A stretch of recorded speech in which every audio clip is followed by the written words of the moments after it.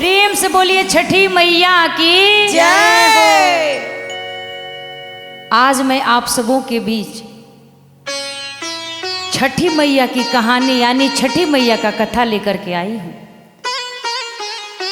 वैसे तो छठी मैया की कई कहानियां हैं, लेकिन मैं आज आपको बताऊंगी कि छठ क्यों मनाया जाता है, सबसे पहले छठ कौन किया था और यह छठ महापर्व कैसे बना। तो सभी से निवेदन है कि इस कथा को आधा अधूरा न सुने, पूरा सुने, इसको पूरा सुने और कमेंट में जय छठी मैया जरूर लिखें। जरूर लिखें। जय हो जय हो। महाभारत के अनुसार जब पांचों पांडव जुआ में अपना सारा राजपाट हार गए, तब उन्हें वन जाने को आदेश दिया गया। जय हो। पांचों पांडव वन को चले गए, साथ में द्रौपदी भी चली गई। जो राजकुमार राज दरबार में रहा करते थे वो वन वन भटकने लगे। जय हो जय है छठी। साथ में द्रौपदी जी भी वन वन भटकने लगी,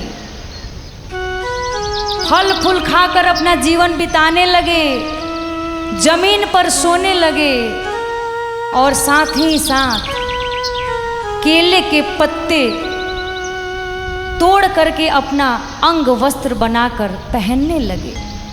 दिन काफी कष्ट में बीत रहा था। इतना ही नहीं, तब तक उनसे मिलने के लिए 88,000 मुनि लोग उसी जंगल में पहुंच गए। जय है छठी मैया। यह देख करके द्रौपदी चिंतित हो गई, रोने लगी, सोचने लगी, बोली कि हे प्रभु, हे भगवान, कितना परीक्षा लोगे। मुझे तो खुद खाने का अन्न नहीं है, पहनने को वस्त्र नहीं है, मेरे पांचों पतियों का बुरा हाल है और इसी में आपने 88,000 मुनि भेज दिए। और द्रौपदी जी हे धौम्य पुकार करने लगी। जय हो जय है छठी मैया। भगवान धौम्य के कानों तक द्रौपदी की आवाज गई। दया करी है छठी माई। उन्होंने बोला कि हे द्रौपदी, एक ऐसा पर्व है जिसे करने से तुम्हारे सारे कष्ट दूर हो जाएंगे।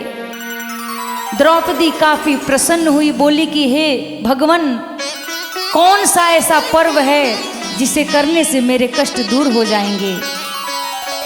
तब भगवान धौम्य बोले कि छठ एक ऐसा पर्व है जिसे करने से जीवन की सारी कठिनाइयाँ दूर हो जाती हैं, सारे कष्ट मिट जाते हैं। जय छठी मैया। जिस छठ को सुकन्या ने किया था वही व्रत तुम कर लो। करना।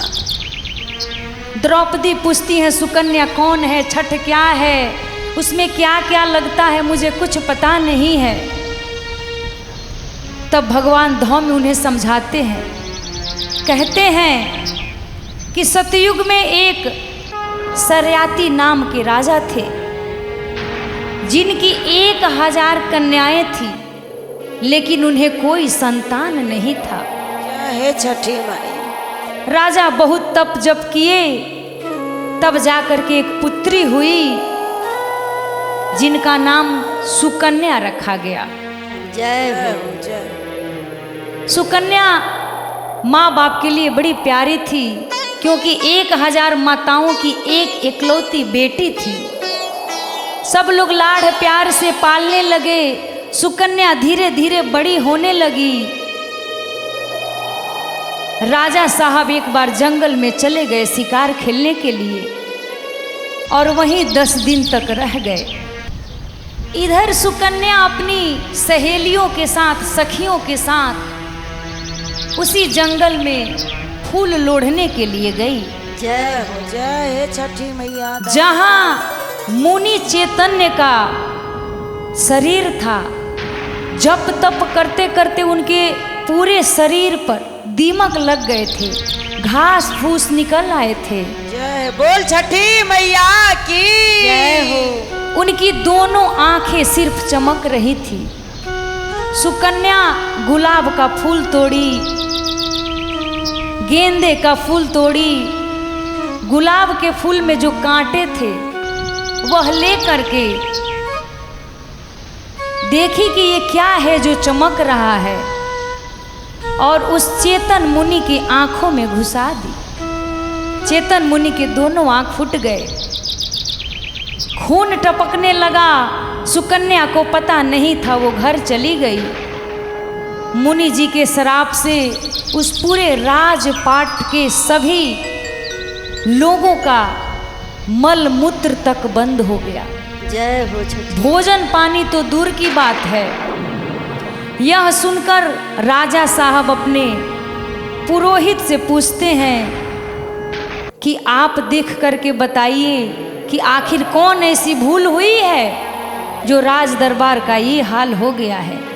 पुरोहित देखते हैं और बोलते हैं कि आपकी पुत्री की सारी गलतियां हैं।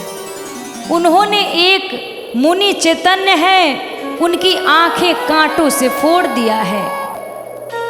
अगर आपको सब कुछ अच्छा चाहिए राजपाट, तो आप जाकर के अपनी पुत्री का हाथ उस मुनि के हाथ में दे दीजिए।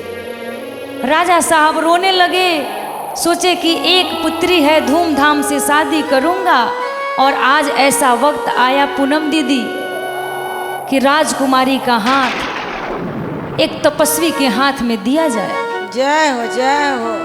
लेकिन राजा साहब को जनता की रक्षा करना भी जरूरी था। उन्होंने अपनी पुत्री सुकन्या का हाथ जा करके चेतन मुनि के हाथ में सौंप दिया। शादी हो गई। सुकन्या रोती थी, नित्य प्रतिदिन पति की सेवा करने लगी, बड़ी उदास थी। एक दिन उसी जंगल के किनारे तालाब पर जा करके बैठी थी। वहां देखी कि एक औरत बांस का डलिया ली है, उसमें नारियल, केले, सेब, शरीफा, अनानास, पांचों रंग के फल था। 5 रंग का फल था। जय और गंगा जी में कभी नीचे कभी सूर्य भगवान को दिखा रही हैं, पूजा कर रही हैं। कर रहे हैं। सुकन्या सोची कि मैं पूछूं कि ये क्या है। क्या है? जब जा करके पूछी कि हे माँ, आप क्या कर रही हैं, मुझे बताइए। तब उस औरत ने जवाब दिया कि मैं एक नाग माता हूँ, ओहो, एक नाग की माँ हूँ, मैं नाग लक्ष्मी हूँ, और मैं ये छठ का व्रत कर रही हूँ। सुकन्या पूछी कि छठ क्या होता है।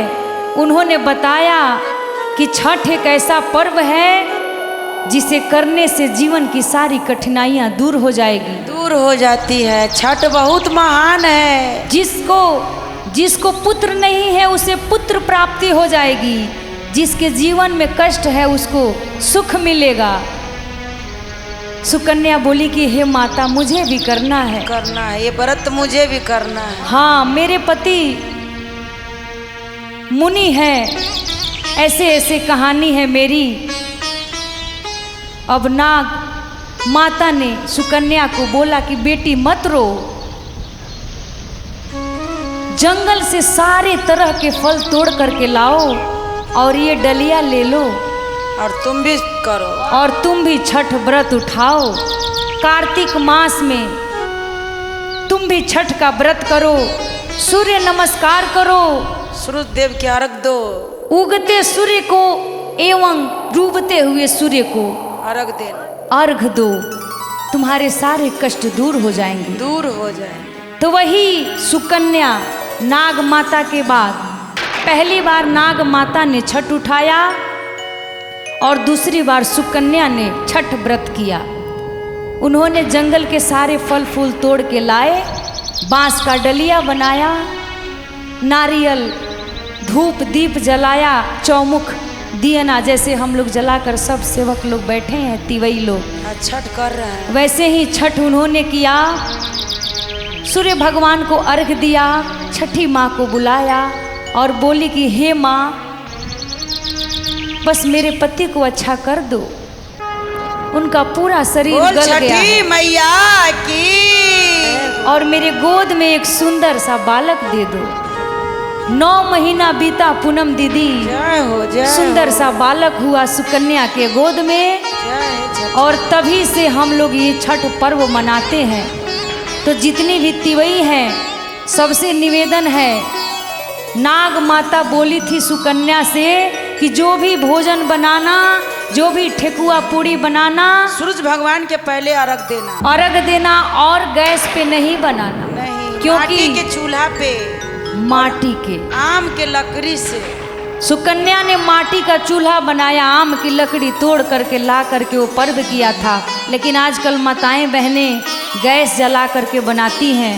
ऐसा न करे, सभी से निवेदन है कि मिट्टी के चूल्हे पर और आम के लकड़ी से छठी मैया के प्रसाद बनाना और अर्घ देना। अर्घ देना। बोल छठी मैया की, सूर्य भगवान की जय। तो यही है हमारी छठ व्रत की कहानी। तो कमेंट में जय छठी मैया जरूर लिखें, कथा को पूरा सुने। प्रेम से बोलिए सूर्य गोसैया की जय।